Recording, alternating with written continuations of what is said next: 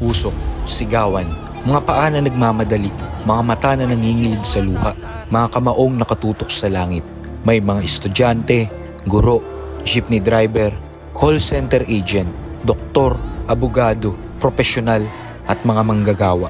Mayroon din na mga tinatawag nilang batang hamog, adik, squammy, gangstana, genggeng, mga salitang mabilis itapon para burahin ang kanilang galit. Nakita namin sila, nakilala namin sila, nakasama namin sila. Hindi sila mga salot sa lipunan.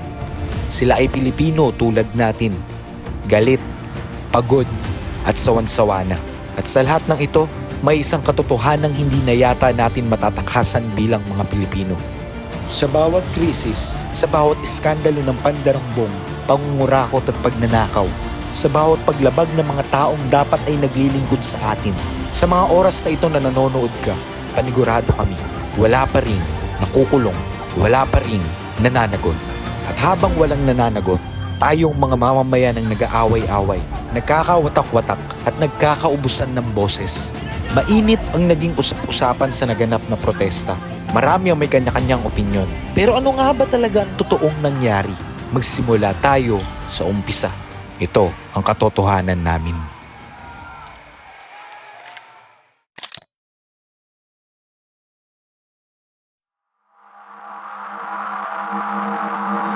So today, it's September 21 at may special na mission kaming pupuntahan. Dahil laganap na yung korupsyon dito sa buong Pilipinas, may pupuntahan kami ngayon isang malaking pagtitipon kung saan magsama-sama at magkakaisa yung buong bansa para sa panawagan laban sa korupsyon. Alam kong hindi pa to yung simula at hindi rin to yung huli. Kumbaga, kung korupsyon kasi, hindi nawawala. Kailangan natin lumaban, kaya isa to sa mga paraan ng paglaban natin, pare.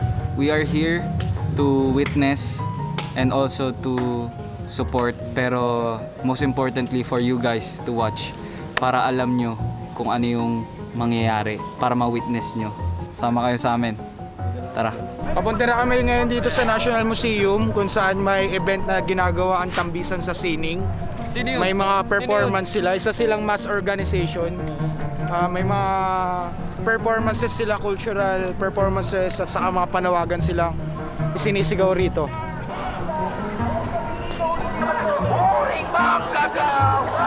Alas 8 pa lang ng umaga, rinig na kaagad namin ang mga panawagan pagdating namin sa labas ng National Museum. Naririnig nyo kung gaano sila ka-passionate talaga. Sama-samang pagkilos! Paanyaya ito! Nakita nga din namin si tatay na isa rin palang YouTuber at namimigay ng mga taho sa mga nagrarally. Scholar ng bayan! Mga kasama, hindi ko lang sa mga kabayan. Alam ko na maingat! Para pa tayo ng pamamayan! Narinig na namin kung ano yung mga panawagan dito sa National Museum. Dediretso na kami ngayon sa Luneta para makita na natin kung ano pa yung nangyayari doon. 9 AM yung start ng program. Ang oras natin ngayon ay 8:56. So in 4 minutes, mag-i-start na kung ano man yung kaganapan na mangyayari sa Luneta. Pagkatapos ng sandaling pakikinig namin, nagsimula nang magmarcha ang mga tao papuntang Luneta. Alright guys, napunta namin ngayon ng Luneta. Ito ay isang mapayapang protesta. Ang pinagdalaban lang naman natin ay labanan ng korupsyon. Malaban ay lumalaban! Ang tao, ang bayan! Kulong na yan, mga kurakot! Kulong na yan, mga kurakot! Kulong na yan, mga kurakot! Kulong na yan, mga kurakot! Si Marcos mismo! Babagsak! Si Marcos mismo! Babagsak! Iba't ibang chant at panawagan ang naririnig natin. At malamang, nagtataka din kayo kung bakit nga ba nila ito ginagawa.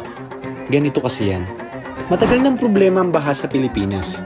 Pero nitong 2025, bigla itong naging national scandal at nagsimula ang lahat sa mismong sona ni Pangulong Ferdinand Marcos Jr. Sa gitna ng kanyang talumpati, binanggit niya ang posibleng irregularity sa flood control funds. At mula roon, parang nabuksan ang pinto ng mas malalaking tanong.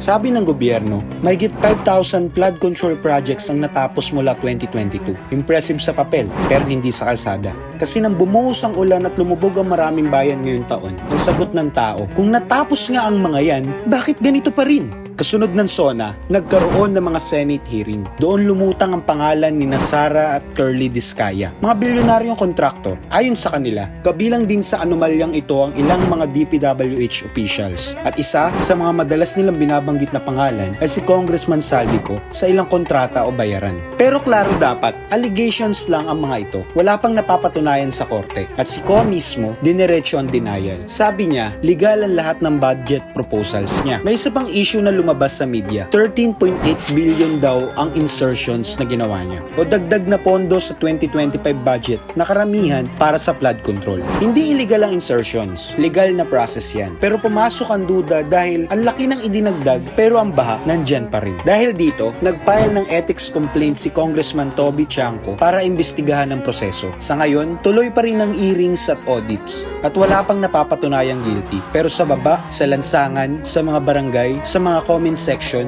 iba ang tono ng mga tao. Hindi na ito tanong kung may nangyaring anomalya. Ang tanong na ngayon ay sino ang mananagot kung meron. Hindi dahil gusto natin ng gulo, kundi dahil gusto natin ng linaw, hustisya at proteksyon. Hindi lang sa panahon ng tagulan, kundi sa panahon ng pangungurakot at pagbabaluktot sa katotohanan. So, ang oras natin ngayon ay 10:20. 20. Kasalukuyan kami nandito sa bandang dulo ng Luneta Park. Punong-puno to ngayon ng mga tao, ng mga isa yung pinaglalaban. Mula dun sa dulo ng kilometer 0, kung nasaan yung stage, hanggang Padre Burgos, makikita yung dami ng tao.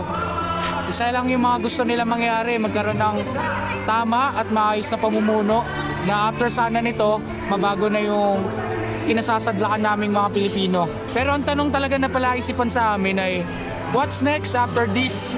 Ano yung epekto ng magagawa nitong rally na to? Kailangan mas maingat tayo dun, pre. So, kapag may nararamdaman na kayo, kailangan bawi na agad tayo, pre. Kasi parang Nazareno na lang ulit to eh, pero mas mainit. So, kailangan namin i-make sure na safe kami kasi dami talaga tao, guys. Expect the unexpected, kumbaga. Isimula na tayo maglakad, pare. Let's go. Isimula na rin sila maglakad eh. Oo nga.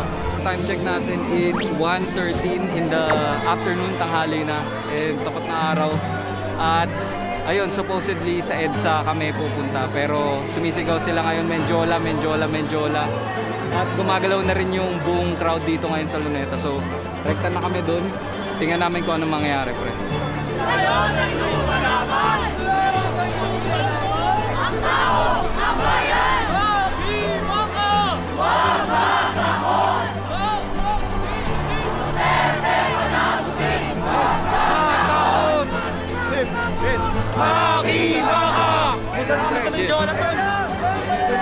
As you can see, guys, ang daming talagang tao dito. Diretso na kami Menjola nito, guys. Bayan-bayan ko! Oh, pre, kalma ka lang. Di ba tapos ang laban mo? Ito na, guys. Lumalakas na rin yung hangin.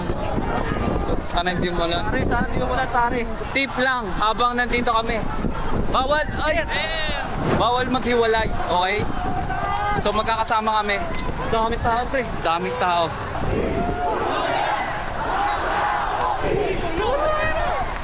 Guys, ito na. Medyo nagwawala na. Kulong na yan! Mga kurakot! Kulong na yan! Mga kurakot! Sana. Nagwawala na mga tao. Paulit-ulit ang sigaw ng iba't ibang chant habang nagmamarcha kami. Mula sa Menjola hanggang papalapit sa sentro ng kapangyarihan, ang Malacanang. Pero bakit nga ba dito lagi nagtatapos sa mga rally? Para sa mga nagtataka o hindi pa nakakaalam, ang Menjola ang pinakamalapit na lugar sa Malacanang na pwedeng pagtipunan ng taong bayan.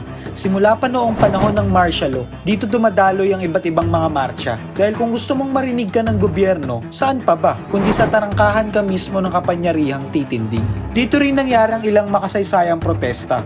Mula sa mga kilos ng mga estudyante noong first quarter storm ng 1970 hanggang sa Menjola Massacre noong 1987. Kung saan ilang magsasaka ang nasawi habang ipinaglalaban ng reforma sa lupa. Kaya hindi lang basta kalsada ang Menjola, isa itong simbolo ng galit, ng panawagan, ng patuloy na pakikibaka. Kaya dito dumiretso ang mga nagmamarcha ngayon kontra sa korupsyon. Umi-intense na, guys. Pang-intense na to. Naririnig nyo? Naririnig nyo? Kung nakikinig kayo, mga kurakot kayo, ganyan yung galit ng taong bayan. Umpisa pa lang to. Hanggang kabilang street, pare! Puno! Puno! Puno! Oh my goodness!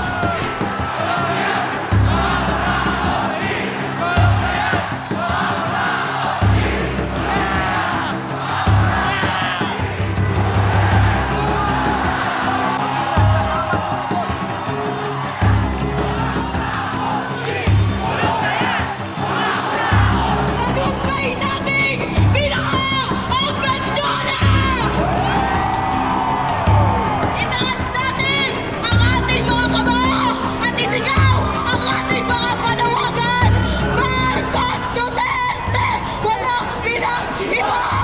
Parehong kurakot mahirap sa masa! Parehong kurakot mahirap sa masa! So andito tayo ngayon guys sa Manjola. Kung makikita nyo, binabarikadahan tayo ng mga kapulisan. Nandiyan sa may gilid yung rallyista. Kita nyo, napakapayapa naman yung nangyayaring yung panawagan. Sana pagkatapos nito may mangyari nga talaga at hindi kinabukasan. Balik lang uli sa reality, back to regular programming. Sana itong ginagawa natin magkaroon ng silbi. Patuloy lang ang pagboses ng mga tao dito sa Mindiola, sa harap mismo ng mga bakal na barikada kung saan nakapwesto ang ating kapulisan. Tahimik at mahinahon pa ang lahat sa simula. Sigawan lang, kantsawan, at purong panawagan. Hanggang sa...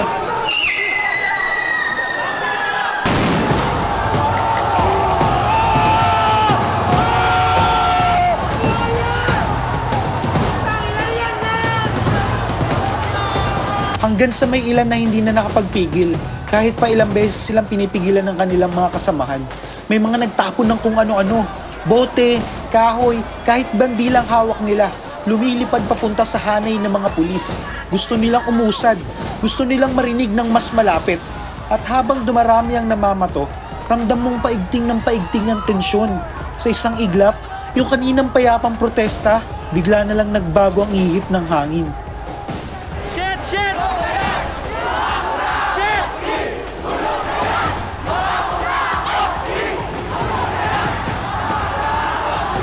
Time check, 3:34, friend. Ito na yung galit ng tao, pre! Oo. Ito na yun! Puta! May mga bata, pre!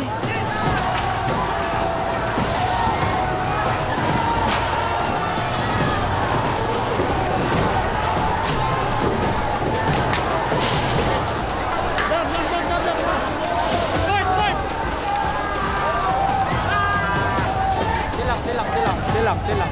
Sabi ng karamihan, may ibang mga pumunta lang daw dito sa rally para sa kaguluhan. Sinasabihan ng mga squatter, mga walang modo, mga adik. Siyempre, may posibilidad na maiilan na kaguluhan lamang ang hangad. Pero dapat maisip din natin na sa korupsyon na ito, ang mga nasa baba at middle class lang pinakapektado. Tayo yun mismo. Tayo!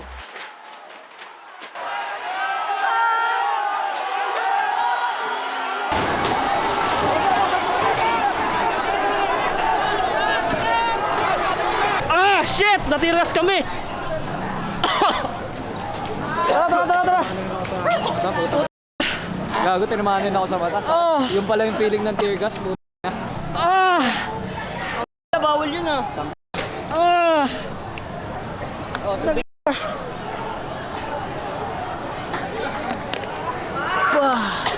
Sakit ako sa mukha ng tear gas, pre. Sakit. Sakit, pre. Sakit. Teacher. Gabi, parang ako na sunburn. Daming bumabalik, pre. Madaming bumabalik. Bago nawawala si RS. Asa si RS, pre? Alam, bakit ikaw mo yun oh?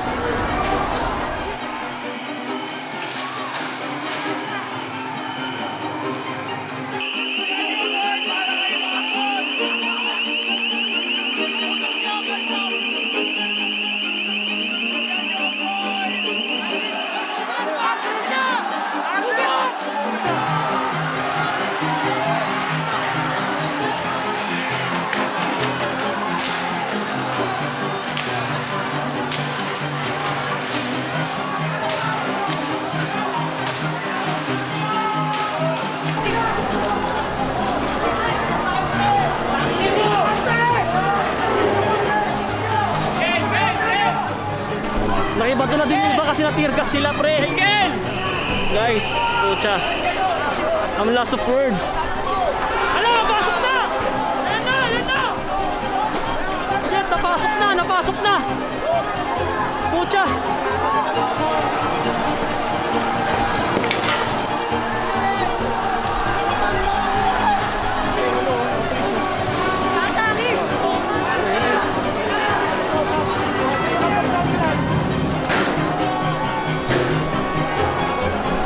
May mga nakakuha na ng armor ng mga police, mga shield. Mga nakakuha na sila ng mga, ayun o, mga ganito o.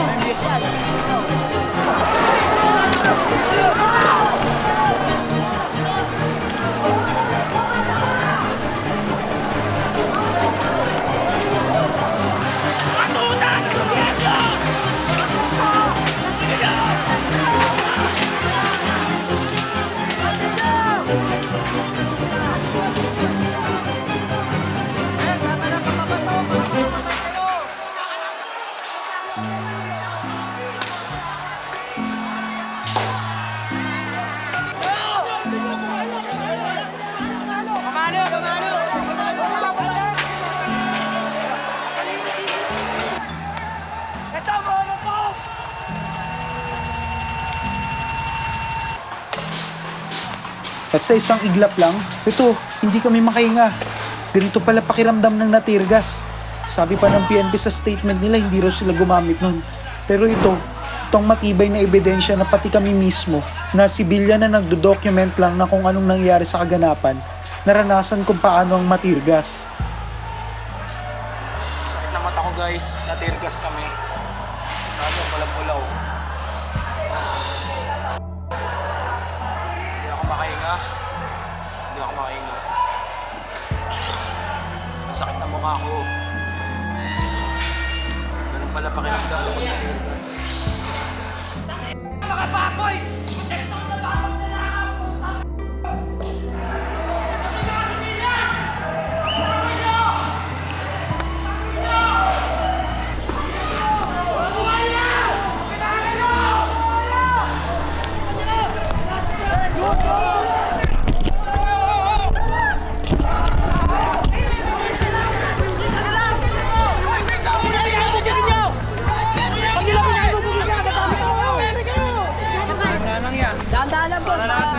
Tear gas yan, dahil sa tear gas. Dahil sa tear gas, pre. Shit! Ang dami nang ginawa ng mga tao, pre, na ano, pre.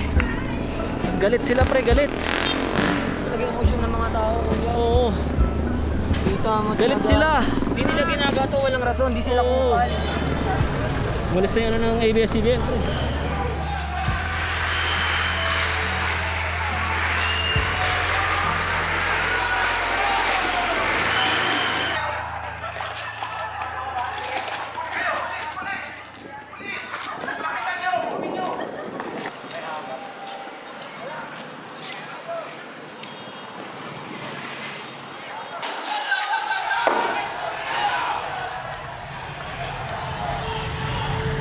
Time check guys, 4 o'clock. 4 o'clock.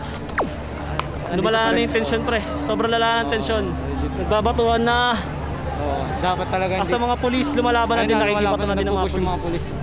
Lumalaban na sila, pre. So back tayo konti.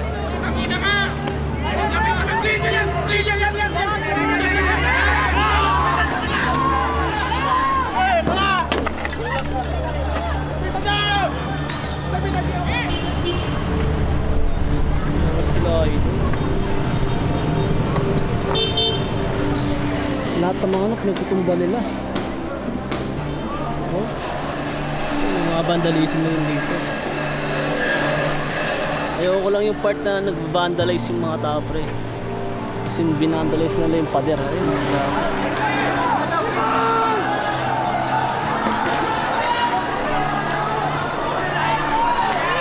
biglang nagkaroon na naman.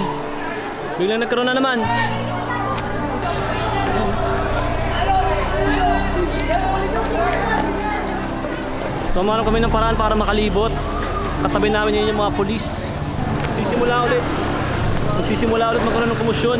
Nagbabatuhan na ulit ng mga bote tsaka bato.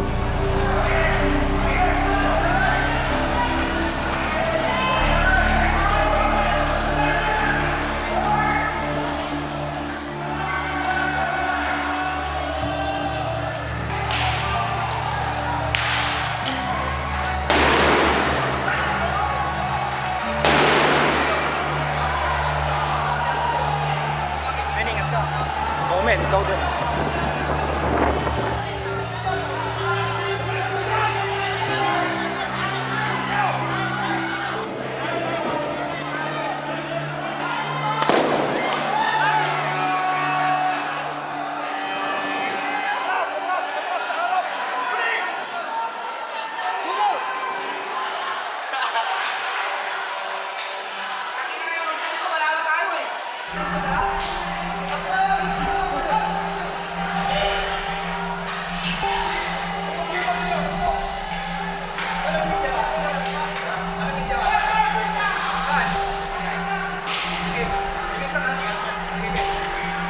Papasok pare, matabakan tayo.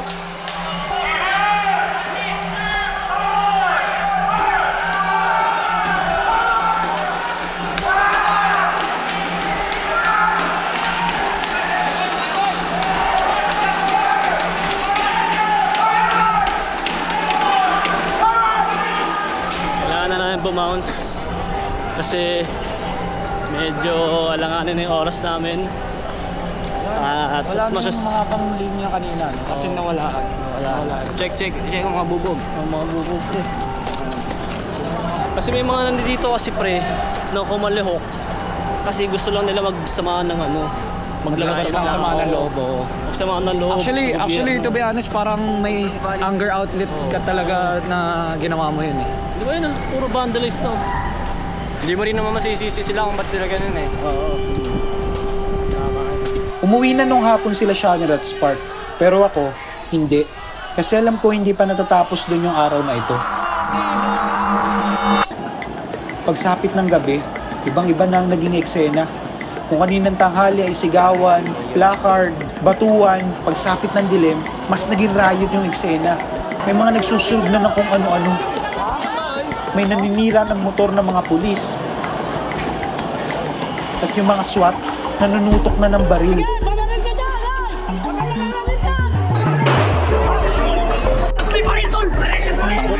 Takbo pre.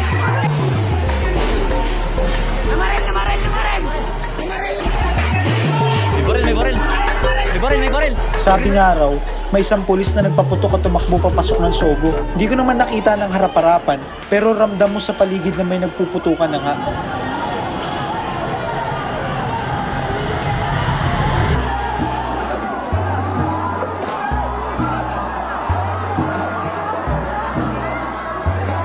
Hoy, ganito ang nakapulis sa atin! Ganyan!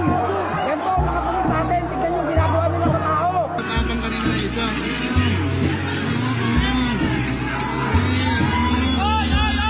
Hoy, mamamatay yan!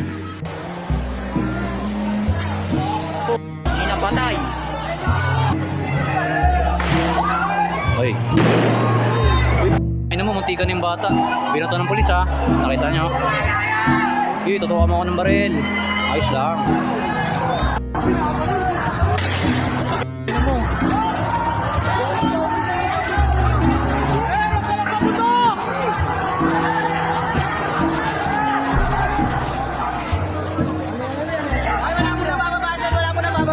Dalawa sila. Dito lang kayo sa gitna. Dito yung bababa.